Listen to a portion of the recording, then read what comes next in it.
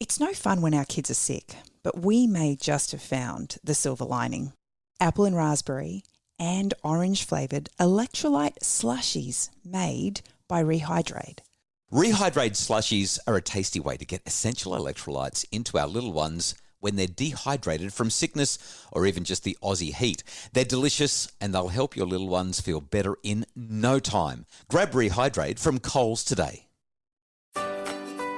It's a Happy Families podcast with Dr. Justin Coulson. We're Luke and Susie, parents of 3 little boys, and this is the podcast for those of us who are time-poor parents who just want answers now. When I was a kid.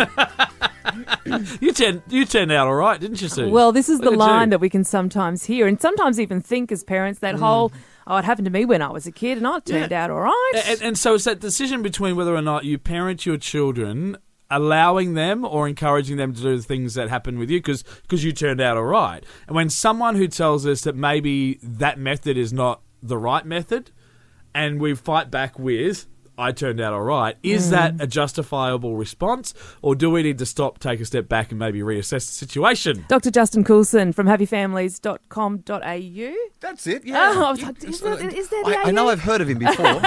We've had a conversation or two, haven't we? You've talked about you've got a book about resilient kids, actually, how to raise them. And this is a great question, I think, in the midst of that whole, our kids are going to be fine, our kids are going to be resilient and perfect, is that happened to me when I was a kid. I turned out okay. Therefore, I can do it to my kids as well. Yeah. You know, I was on the telly. I can't actually remember which morning show it was, but it was one of the morning shows about a year ago, and they were doing a poll about whether we should be making it illegal to smack our kids. Right. And I think I was the only voice in Australia that was saying it should be illegal. You know, it's not okay to smack your kids. And the overwhelming response from people on social media as these things were read out was, Yes. well, I was smacked as a kid and I turned out fine. Yes.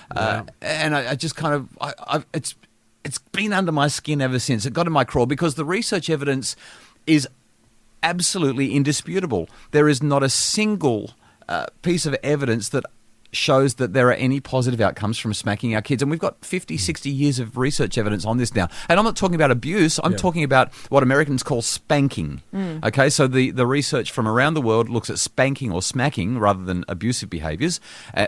And I will suggest that is on a continuum of abuse anyway. And the research shows there's no justifiable reason for it. And yet we hear again and again, well, I was smacked as a child and I turned out fine. And it's not just smacking. Yeah, No. and we've gone through that debate because you're not advocating for lack of discipline or Oh, of course not. like there's you're really strong Kids on need boundaries limits. and Yeah. discipline. It's just how you go They about just don't need to be guiding hit. them. Yeah. So Yeah. but there's other areas other than smacking where this kind of justification comes up. We've talked about alcohol and whether or not you allow a teenager to try a beer while it's under your, and that's what happened to me. So therefore, and I turned out okay. Great example. So everything that we go through where someone challenges, Well, bike helmets. yeah, You know, yeah. seatbelts. We didn't wear helmets when we were a kid, and my parents drove cars without seatbelts. That's and right. They turned They out turned out okay. fine. Sometimes without seats. My dad drove a car without a license for years out in the farming community. He turned out fine. He could drive. It was no problems. But then when it comes to your kids, like how does how you were brought up justify turning out fine to these? And so this is an interesting thing to explore. How valid a response is I turned out fine to making some decisions. Oh, you're getting me steamed up already. All right. Golly gosh. Well, Go. there's two psychological things. I'm going to get a little bit technical for a sec. There's this thing called an anecdotal fallacy. Yeah. Okay, so an anecdote, it's something that happens to you or to someone. Therefore, you've got a sample size of One. Yeah, Yeah. that's right. And it's a fallacy because, well, a fallacy is just this idea that's incorrect. So something happens to me, and because it didn't lead to anything negative for me, therefore, it could happen to everybody else and nothing negative will happen to them either. Yeah. And it flies in the face of what research is all about, right? Research says, let's look at what happens with everybody and say, on average, this is the outcome we can expect.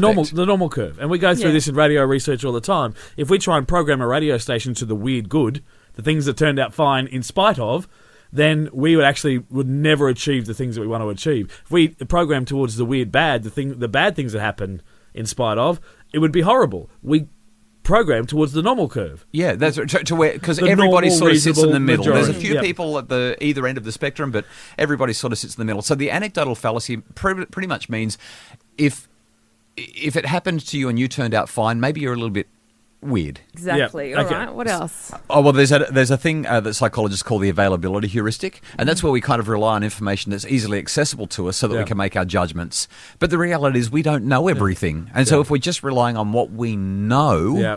well, I mean, that's kind of how we get through life anyway, right? But if there's a whole lot of research out there with experts telling us we've studied this with tens of thousands, hundreds of thousands of people, that's supposed to diminish our reliance on that availability heuristic. But a lot of people don't pay any attention. So point Yes. number one is you've got a sample size of 1. Maybe you've got 5 people around you and you've got a sample size of 5 with anecdotal stories. But this is going, well, you've only got 5 stories available to you. Let's have a look at 100 or 1,000 or 10,000 Spot on. and see whether it's consistent with the rest of them. Yeah, Yep. exactly. Okay. But more than that, guys, I think that I turned out fine is an arrogant dismissal of what is an often well thought out and deeply evidenced, well substantiated point of view. I turned out fine is a statement that requires no perspective. It requires no engagement with an alternative perspective. It closes off discourse and promotes this singular point of view that's completely oblivious to any other alternatives that might be enlightened. Sorry, I used a lot of big words then, but Basically, you're saying you're only really thinking about the people who are your fans when you say, I turned out fine. yeah. Would the people who are your enemies say the same thing about you? I guess so. Yeah. Well, so when in some of the teaching I do with sort of media students, one of the things I talk to them about is feedback. And I go, if you get a complaint that is ridiculous and wrong and coming from someone who is completely unqualified, my challenge to them is you still need to stop and look and go, what can I learn from this? What's in their opinion that maybe can help me do what I do better? Yeah, great. Because I go, otherwise you're just being arrogant that you know everything. Yeah, Maybe any bit of data can help you see something more. So even in this situation, you go, in the end you might disagree with the premise of the research or whatever, but at least be open to explore there's other information than just your anecdotal experience. Don't be so arrogant to block off the possibility of learning from. And what I'd also say, Luke, is that you're saying that about somebody who doesn't know anything. So when an expert who spent years or decades researching a certain thing has something to say, it's probably worth being open to it. Absolutely. Okay, so we're taking away the arrogance, we're taking away the dismissal that there could be other information outside of our own experiences. Yeah, but last of all, I mean, what's fine anyway, right? I turned out fine. Where's our threshold for fine? Is it staying out of the police station or the mental institution, meaning you turned out fine? Or is it some other kind of a benchmark? When we say I turned out fine, if we're doing the exact same thing that happened to us that research suggests is not a good thing to happen, I would argue that perhaps we didn't turn out so fine, and it would be valuable to at least consider our ways. Yeah. And isn't it one of the most common things that we say as parents that I just want my kids to have more, better? That we don't want our children to turn out with the same possibilities and opportunities that we have, no matter how good our life was. We want more for them, don't we? So we've got to be better. So we have to do something different. Does that mean that we didn't turn out fine? No, I'm confused. Dr. Justin Coulson, thanks for leaving us with a question. Yeah, make us think for ourselves. If you enjoy the podcast, please take a moment to rate it on iTunes. When you do that, it increases the visibility of the podcast and helps more people to find it. And if you're not a subscriber, jump onto Apple Podcasts and subscribe so that you can hear every episode as soon as it is uploaded. For more information on all of Dr. Justin Coulson's books, programs and podcasts, go to happyfamilies.com.au, or if you'd like to have Dr. Justin Coulson speak at your school or event, go to justincoulson.com.